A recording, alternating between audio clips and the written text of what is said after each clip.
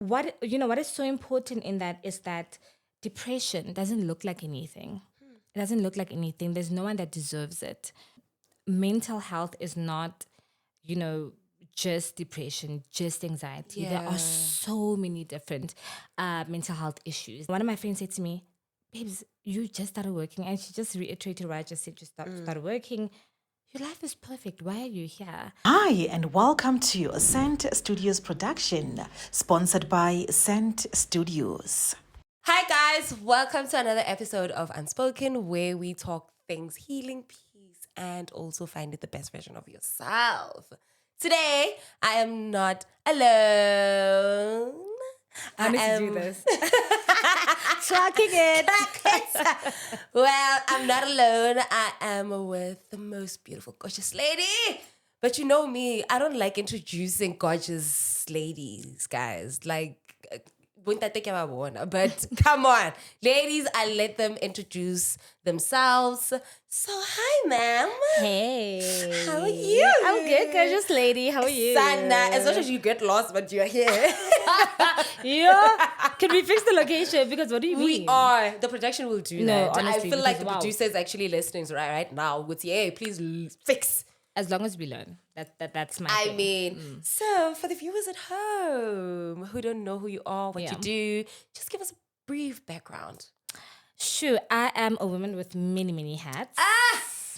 With many talents. I am a mother, first and foremost. I love motherhood so much. I think I enjoy being a mother more than anything in the world. I am a mental health, I like saying mental health thriver because I'm not surviving, I'm thriving, You're right? I was thriving. diagnosed with borderline personality disorder, chronic major depression, and chronic anxiety when I was 23. Girl, and I'm in my 30s. On my Like- age, like you were diagnosed. And through that, I was able to do so many beautiful things, through my journey of healing. I am now a multi-nominated motivational speaker, girl. I was Come on the on. SASMers, okay?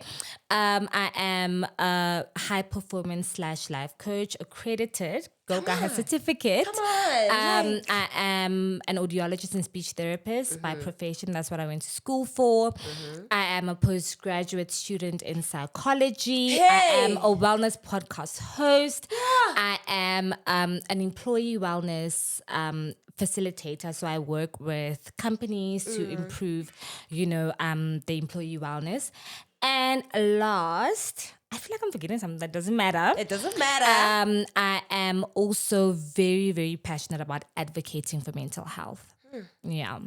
So, you're a lot. I know, girl. Like, I could literally write like 2 to 5 pages of just your bio. It was not for nothing. I'll always say that. It was not for nothing. So if I were to ask you in terms of how did you find out? Like take us through that. What initially happened when you find out that, okay, before you could even be diagnosed? Yeah. What initially happened and when did you see now something is actually wrong?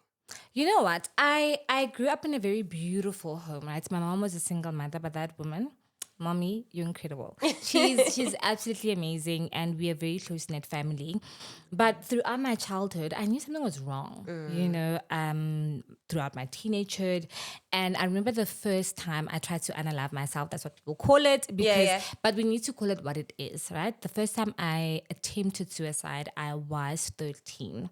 I don't really remember the specifics of that because it's quite a long time ago. The second time I was 16, right? And the third time I thought about it, didn't do it, but thought about it, I was 21. I remember I didn't go to class for a very long time. And my lecturer called me in. And as soon as I got into her office, I burst into tears. And sorry, I'm a storyteller, right? Come on, we need that. We need that. And she literally said to me, listen, I booked you an appointment with a psychologist on campus. I went 2-3 times. That lady said, I'm going to put you on meds. I was like, as a black girly, I mean, we don't do that. meds, we No. You don't do that. And so I was like, you know what? I'm okay. And you get okay for like a year or two. If you don't heal it, it doesn't disappear. So when I was 23, come severe, got a car, got a place, I'm Okay. independent. And that's when I Okay. hit rock bottom, you know, and I just didn't want to live anymore. And I remember I was, and that's why I went into psychology, right? And I remember I was Googling, you know, and I was like, listen, I'm not okay. And if I don't get help, I'm not going to be here any longer, you know? Sure. And I remember I Googled this beautiful, incredible place called Swavel Stream, and that's where I still go, you know? And I went there, and I remember I called them and I was like, listen, I'm not okay. And they were like, oh, our next available, you know, vacancies on a Thursday. It was a Tuesday. And I said to them, if I don't come in today, I'm not going to make it. I'm not going to be here tomorrow. And I remember the receptionist said to me, pack your bags, drive. Can I tell you, when I left, my tire, when I came out of the hospital, my tire had a flat, right? There was a nail in it. That's how fast I was driving. I was trying to get help. And I remember my family came and they were like, Sissy, why are you here? What's going on? I'm from Pretoria. You know, and they were like, why are you here? What's that? And I remember I was like, Mommy, I'm not strong. I don't want to be strong. I'm not okay. You know, and my family has been so amazing. My friends have been so amazing. I've been on medication since, right? You know, they tell you, listen, let's try out medication. So then they did like a brain test, right? They did an EEG and an MRI, and then they realized I have an epileptiform, so that thing that does this in the brain, abnormality in my right frontal lobe, right? And that is literally why I have all these issues. So it's biological. I'm one of those people where they're like, maybe something didn't happen to you. It's biological. So it is biological. So it looks like I was having silent seizures, and that is what caused, you know, my brain to not release serotonin as it should. So the medication I'm on, mood stabilizers, you know, they help with the production of serotonin. And I honestly, I live a full, beautiful life. I still get admitted because I still need, you know, to check in. I still see a psychologist, but now I use my healing to inspire others. That's so nice. Yeah. So for somebody who's sitting at home and doesn't know, okay, what I'm experiencing is what she actually went through, you know, how would you best explain, maybe let's say, for example, symptoms, if somebody was to say in simple terms, symptoms of what you've went through, what you were diagnosed with, chronic depression, I mean, like what happens, the signs that you would say to yourself that now I need to go check this thing out, because we just just go through the most. It's a white people thing. No, ibona. No, imutlwaela esikolong. No, ke mjolo. Dijo di depression now, you know, for somebody who's like, I can feel like I get sharp. Like, what are the symptoms? Okay, these are the signs that actually came through where I was like, no. You know, the first thing I want to say is mental health is not, you know, just depression, just anxiety. There are so many different mental health issues. There's bipolar, there's schizophrenia. You know, we like talking about narcissists. Yes. They are part of it. There's sociopaths, psychopaths. There's depression, anxiety. There's borderline, you know, personality disorders. There's personality disorders. You know, there's so many things that are under the umbrella of mental health issues. So we need to really give, you know, all of it attention, you know, because people are suffering from all of these individual things. Some are more demonized than others. I know now, depression and anxiety on the socials. Oh, hi, Bobby Awoke. Sila. But when it comes to all these other things, we're really not, you know. And the one thing that was very pressing for me when it came to BPD, borderline personality disorder, was the need to kill yourself. I promise you, like, if something at your earliest convenience, if something weird happens, you literally, like, you are so quick to think, I don't want to be here, right? And you have very on and off relationships with people, you know when romantic relationships start very fiery. Just give us like a scenario of like, okay, this day, this is what initially happened, and this is when I experienced this. You know what? I think maybe it's a bit different with me, but I don't think so. I think for as long as I can remember, I always felt like an imposter, like people are gonna find me out. Yeah. You know, I felt like no one really knew me. You know, like I was literally putting on a mask every single day. You know, and I felt like I don't want to be here. My family would be so much better off, you know. And when the depression started hitting, I remember I started drinking a lot. Right. Also, I'm in varsity. Hello. Hey. And again, now that the second time I just started working. So you have all the resources, you know, to numb the pain, right? And I tried to do that. My appetite went. You know, some people eat a lot, some people eat less than they usually do. You either sleep all the time, more than you usually do, or you sleep less. You know, you don't find interest in anything. Your friends, even things that you used to love, right? It literally takes so much away from you. You start feeling like a shell of yourself. Right. And a lot of the time there's also I remember I used to face a lot of dissociation where things would happen, but I felt like I was living outside of my body. Right. And it is honestly, you know, when people say, you know, people that say they're depressed, they're attention seeking, I would not imagine someone, you know, would want to live like that to get attention. It's not pleasant at all. You know, it and you start having physical symptoms, you know, you literally feel your chest tightening up.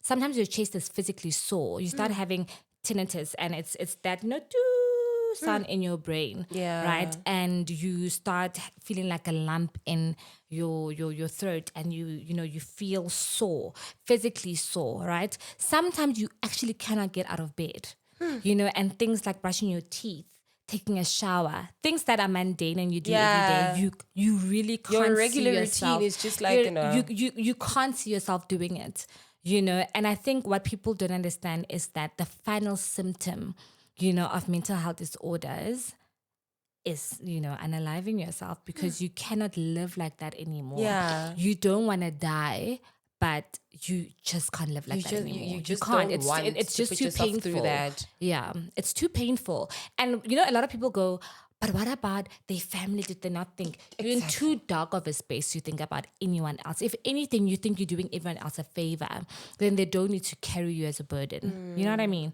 So, guys, I know we think, what about their child? What about what about your children? Like, you're leaving, like, you know, there are a lot of maybe artists or a lot of individuals that have been judged Uguti.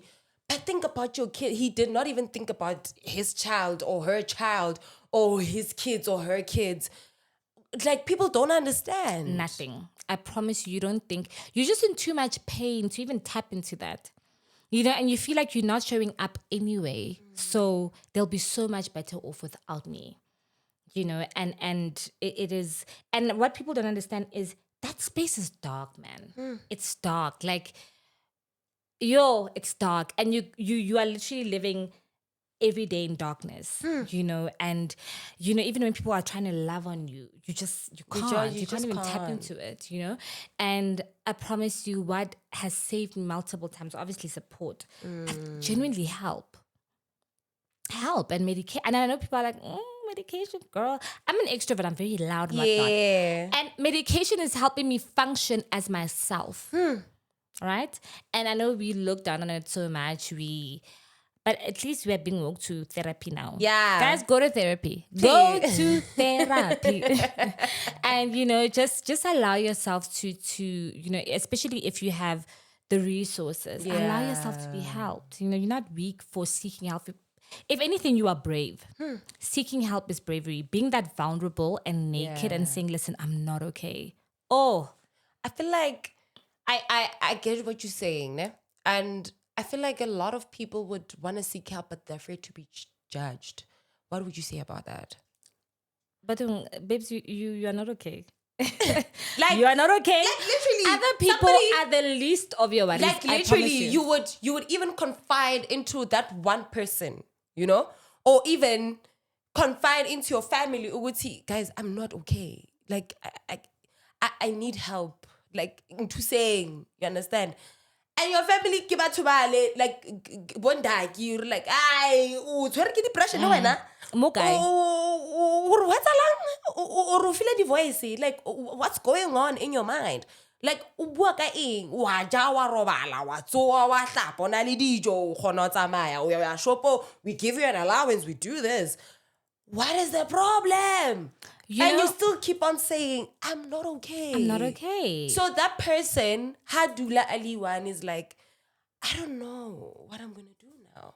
So what do you have to say about, they're even afraid of being judged because they're going to be like, tapa are ene u depressed because sana yo hano tlhatswa di bjana. So Ha batle, re tla le ka depression. You know, I think one of the most powerful things that I encountered with my own journey is the need or to stop the need to explain yourself. Right? What happened with me is when I got admitted, I didn't tell anyone because I was desperate to be alive. You know, I was desperate. I did not want to die. And I realized if I didn't get help, I'm gonna die. You know, and I think the desperation to be better helped me a lot because I didn't seek validation. I didn't go, hey guys, what do you think about me being I wait, there's help where, you know. And just made the call. I made the call and I went, you know, and I call people. Sometimes I think some of them were called by other people. I don't know, and because it's a bit of a blur. But I remember when I came out, you know, because you're still not 100%. You have to do the work now, you know. And a lot of there were some friends that were like, "How show me medication? I don't know, addicted to being depressed."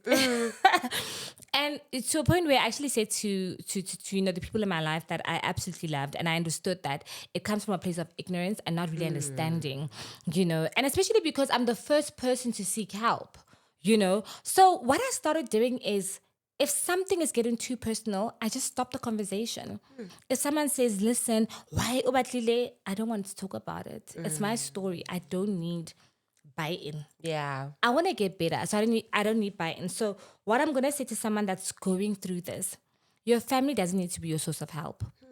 Your friends don't need to be a source of help. They'll catch on. When you are getting better, they'll catch on.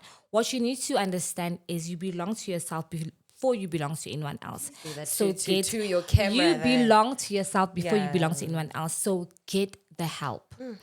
Prioritize yourself. Shut out all the noise, including the people that you love. Yeah. Leave them behind. They'll catch on. Because when they catch on, you'll be such a better healed version of yourself, right? So leave them behind. Move. Get healing for yourself, right? People's opinions, I promise you, you know, we say this a lot, they're not your business. I actually implemented that. If someone had something negative to say about my healing journey, I either shut them up or I cut them off. I cut them off because my healing is too important to me than that person. My health, myself, my peace, again, my healing, too important. I'd rather have you out than die. Yeah. I'd rather have you out than feel like I'm doing something wrong by seeking help or by speaking out. I always say, shame dies where stories are told. I started sharing it. And again, those things that I read that I do, they came from literally this pain. God turned it into purpose. Stop seeking validation. So how were your parents taking all of this? Like, I mean, you made the call. You decided to just say, you know what? If you don't take me today, ladies and gentlemen, it's deuces. I'm out. It's not funny. It's not funny, but if you are not taking me in today, like, just know that unfortunately I can't survive another day. Now you are in the facility. You're taking care of yourself. How did you reach out to your family and what was their response? You know what? I don't think I reached out in particular. I'm not really sure how it happened. Yeah, it's still a bit blurry. I think it is. And I think my brain, what a lot of people also miss about mental health disorders, the memory loss. Wow. Yo, guys, they remind you, don't be mad at me. I just arrived. Personally, mentally, I just arrived because the memory loss is it's honestly insane. So I'm not sure how they were contacted. I don't want to lie to you. I don't know if I called them or what, or people. I don't know how they got. But throughout, now you can, like, if you had that memory vividly, you would say, okay, I remember Uguti Maybe, yeah, they came the following day. No, they did. I Yeah. remember I was on Valium, right? For if I'm not saying it right, guys, forgive me. For, I think 2-3 days. Yeah. My sister, I don't remember that at all. That entire time I was just out. My sister said to me that they came with her friend. You know, my family is very supportive. My sister lives in Porch. As soon as she found out, she drove. And she said, "Ngwana Kwakai, you were out. Like, you looked high as Waity King." And she You was were like, on "I cloud really nine." thought you were going to be like that forever." I was so scared. And what my mom, I remember, I'm not sure I remember this conversation. She came somewhere there. She said, "My mom has gone through a lot, right? She's an incredible woman." And she said to me, "Sissy, I birthed you. You are so strong. What's going on?" And I remember I cried and I said, "Mama, I can't be strong." Because remember, I've been suffering for so many years, right? And I said to her, "Mama, I can't be strong." My family did not understand. They didn't, right? And now, how sharp, psychologist, psychiatrist, because now they've seen what help did for me. But when they didn't understand, they just supported. And I'm so grateful, right? And the only thing is, I remember my friends, given my personality and given that I just started working, you know, life is good, man. Life is supposed to be You got an appointment, you got a yeah, car. yeah, Started working. Wena,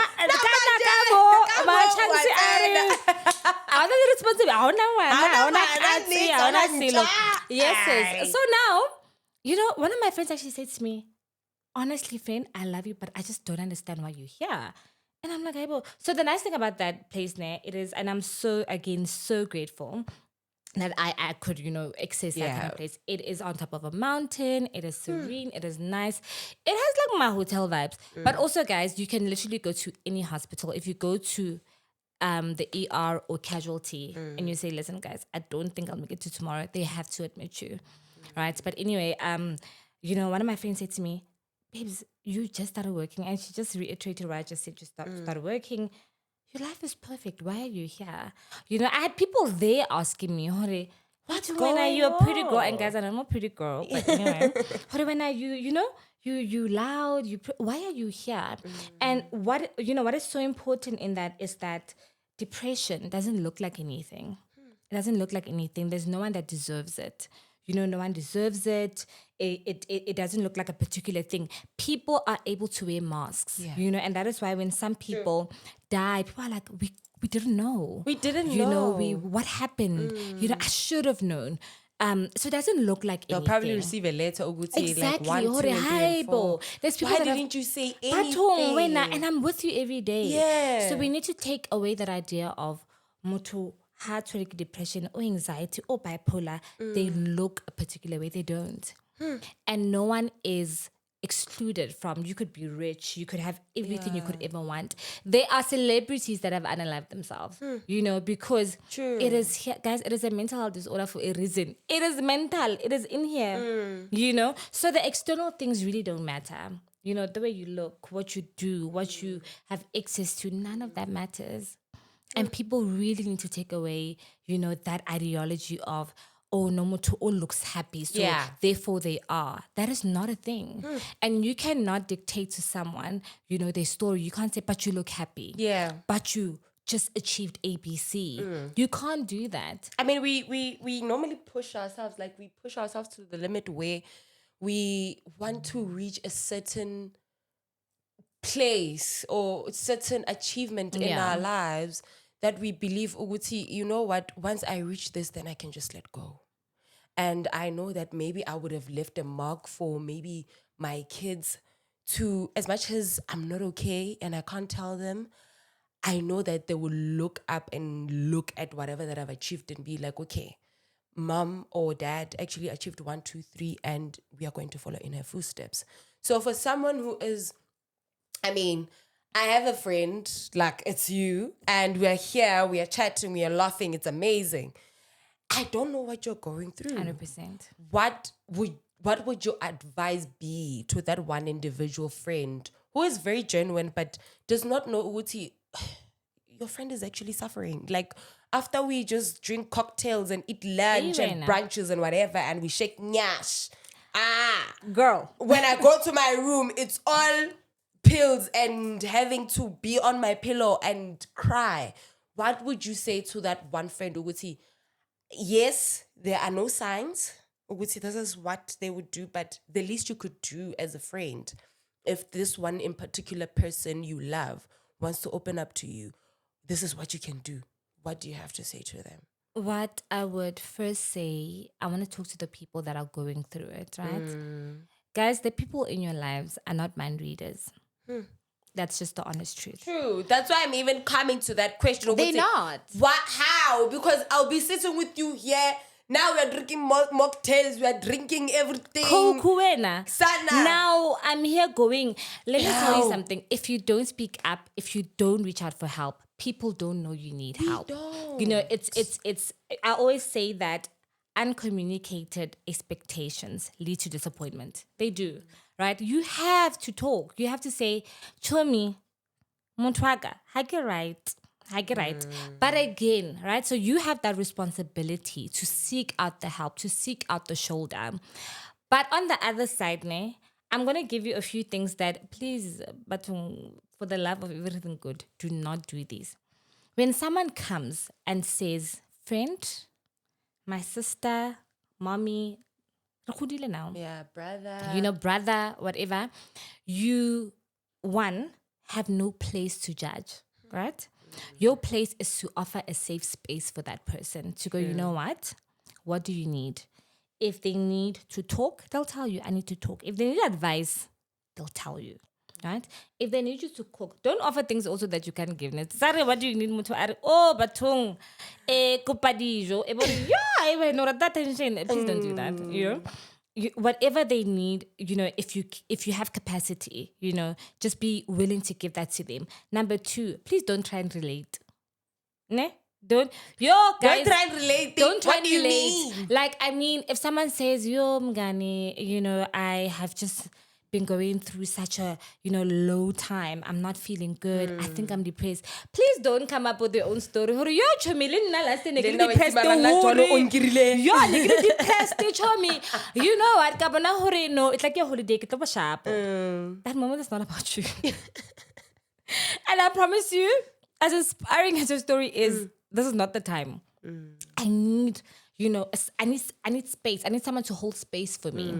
You know, the other thing is, please do not judge. Ne? Do not judge and do not offer, you know, your insight on it. You know, not everyone needs medication. Apparently medication, Google doctor, please wait. Hold on 1 minute. No, go to a therapist and show me. No, let's go for a vacation, then you'll be fine. That person will source out the help that they need. I promise you, when that person comes to you, they just want you to offer a safe space. Yeah. If they need more than that, Chomi, what would you do? Chomi, I don't know what to do. Please just let that person guide you. And also, if that person is not ready to talk, know that there's a lot of fear because of the stigma that is there. Exactly. So show that person that you are a safe space. You know, Horichomi, I don't know what you're going through, but just know that I'm here. Check up on them. Horichomi, you seem heavy today. When you're ready to talk, I'm here. You know, Chomi, I realized that you haven't eaten the whole day. Can I bring you something? You know, just open up that safe space for them. And when they are ready, they will come to you. But please don't make them regret coming to you. Because now, Chomi, mama kalina. Yo, uswaka, we went through it. That is not about them. Can we give people the time? Like the time and their own space to feel themselves. Like just give them your time. But also we need to normalize these conversations because if you know, and you go, how Chomi, and then yo, Chomi lutulaga. Hey, guys, also my heels are so cute. Yo, bona, kasirobe, and what, you know. But if you say, Chomi, man, how were we the whole day today? And then, you know, if motu are, yo, Chomi, I don't feel good, you know, or I think I'm going through a depressive episode. Imagine. You know, it's you know, it is so uncomfortable for people. I don't know why. It's such, and mental health happens in 1 of 4 people. If not you, definitely someone you know. Yeah. Definitely someone you know. we need to normalize these conversations. We have to. And I think they're so normal in my space, with my family, my friends, that if I'm really crashing out, there's someone to tell. Hey, wait, nah, don't check. Akisha. Hey, Akisha, and that's how I have so much support. Mara, what also helped is I really started talking about it. I remember the first time I spoke about it on social media, I had this urge to share, and I shared, I think, like a 2-minute video. Yeah. At my phone. I was so scared of being judged. Katima phone, hey. And funny next. Oh, the last thing that I forgot is name. I am the founder of an NPO called Not Alone. We have a WhatsApp group where people can just come and talk, and there's always someone that's there for you. Yeah. So anyway, yeah, and that's how Not Alone came about, because I got so much feedback. A lot of people were like, hey, I need to talk, hey, I need to talk, hey, I need to talk. I couldn't even keep up. And I was like, you know what, I'm going to create a group. I asked everyone for consent. Everyone said yes. And now we have about 60 people in the group. So there's definitely people that are going through a lot. It's just they aren't safe spaces, particularly for men as well. It is so disheartening. Hi, boom. Ndoda must. It's a sheep and a goat, and she must wear a wati. Yeah, can they be human? Can they be human first? Amen. Can they feel their feelings? Amen. Can they have safe spaces? Can they talk? And people don't use it against them. Yeah, when I'm in daughter, when I'm just no, and there. also, the other day, no lamu, and then yeah, I feel like that's how it actually goes with men. It's actually different with men because most of them they actually told ukuthi ay maobanyana mo onolabo onolaka mo so today kwa no tlomplela gore na he but no umo no and so there for wena na ke there. But guys, can we not weaponize people opening up to us? Like, that is so... And you know what, man? Because of, the life coaching that I do, so many men don't have safe spaces. Sure. So many men are going through so many things. Have you realized that men sit in their cars? Music because they don't have safe spaces. Men are killing themselves. The first thing I eat, yo. Kono fitla now. Jazz music or a house, like just his favorite song before because why somebody is Zakala. Can you, but guys, can we be safe spaces for each other, for men, for women, for our kids? I was doing these school talks at high schools. Wow. Our kids are going through a lot. True. Oh, now you can be diagnosed with depression at 14. I think 12 to 14. You can get... And we don't know these things. Or no ngwana wa teng or ngwana ha utlwele or ngwana ha kanti there's a problem here. I work in a hospital now. The amount of young children that our ICU has because of children trying to kill themselves, it is so scary. It is so scary. And there's an influx for some reason. We've been from 0 to 100 in the last 2 years. Guys, please speak up. Seek help. It is so important. And let me tell you something. If you think you're going to be, your family, your friends are going to be better off, you could not be more wrong. You are going to leave. And I don't want you to stay alive for other people. But I want you to know how important you are. You are so important. And your people...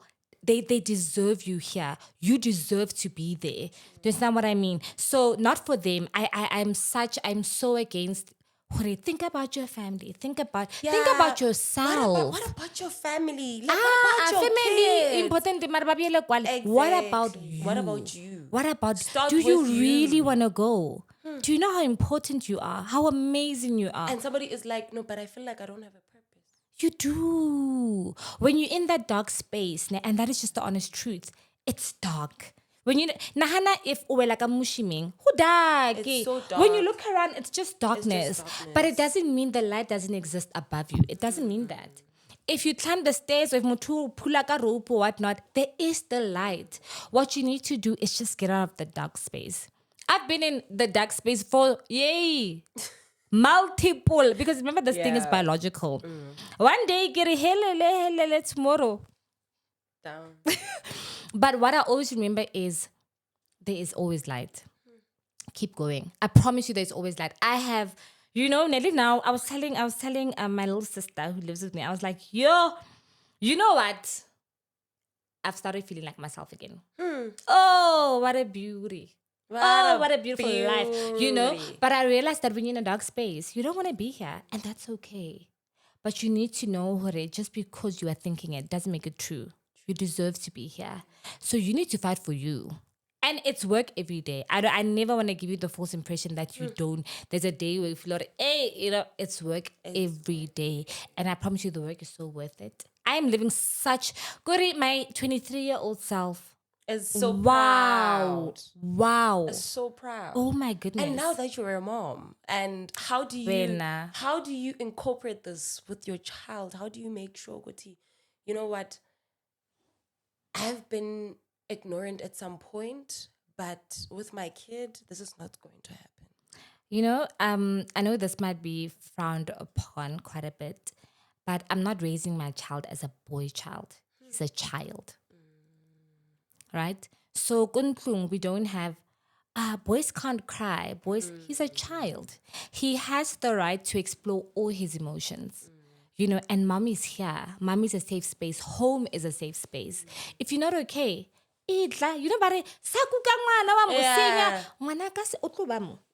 because he needs that love. He needs that embrace. Kids are kids and they're vulnerable. We have to love on them. I don't know what I'm doing. I don't want to guys, I'm a mom to one. I don't know what I'm doing. But all I know is my child is happy. My child feels safe.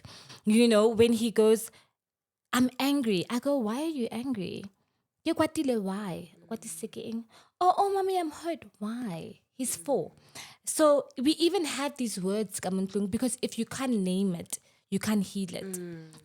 He knows I'm angry, I'm sad, I'm worried.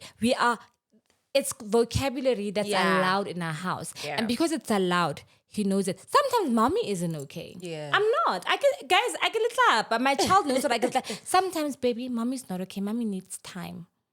And I offer myself that time. Hey, I need admission. Mommy, mama, mommy needs to go sort herself out so she can pour out from an overflowing cup. You can't pour out even to your kids from an empty cup. You can't. You are doing them a great injustice because you are overstretching yourself. Only and for the sake and feeling like it's for the sake of your kids, but Kanti, you are hurting yourself. You are hurting. You are hurting them. Yeah. Because they don't get to, fully enjoy you. They don't. Because mama's always worried. Mama was stressed. Mama what? Yay. Mama pela shout because of stress. Mama tense. Mama hadlali. She's not affectionate. She's not affectionate because Bona, you belong to yourself first, and when you are fully okay, you are able to give so many people so much. So, my last question, and this is, I think we're going to have a part 2. We're going to have a part 2 so that we can... I want to do this. Talking. We're going to have a part 2, right? Where we go through this and having to deep dive also into your life as well. But for my last question, because of time, I have this little thing that I normally do on my podcast is you've been through the most. I mean, from 23 and now in my 80s. I can't tell you how old, but I'm in my 80s. I have this thing that I normally do is a letter to yourself. Ooh. You understand? A letter to your younger self. So I'm going to say, dear, and then you just narrate your letter to your camera there. Okay. Yes. And then you will just end with from or kind regards or bye or anything. So, dear. Baby girl, I promise you're going to be okay. I know you're going through so much, and a lot of people don't understand. You don't understand. But I want you to keep going. I want you to keep fighting. And I want you to know it's okay to feel everything that you're feeling. And the people that are still going to love you are still coming. You are going to be so loved. And I don't want you to ever be afraid to show who you really are. You are such a beautiful, beautiful person inside and out. And people have gotten to know you and they love you for it. So do not hide yourself anymore. You're amazing. We're killing it. We are doing the most. And I promise you, the us now is beyond your wildest imagination. From your big sister, your big you, mommy dearest, the baddest mama. Thank you so much Thank for actually you. coming, especially when we're in a rush. Honey, but we did it. We're here. And there's a next episode after this one. We are rewinding. Thank you so much for having me. It's a pleasure. Storytelling is my... Oh, Your love it. optimum, amazing talent. I need to stop doing this. Thank you so much, guys, for joining us on Unspoken. And also, thank you so much to Scent Studios for allowing us to come and relate our stories and tell you more about becoming the best version of yourself. From me, KB, and from... How doll? I'm kidding. Coach How. and from Coach Khao, we are signing out.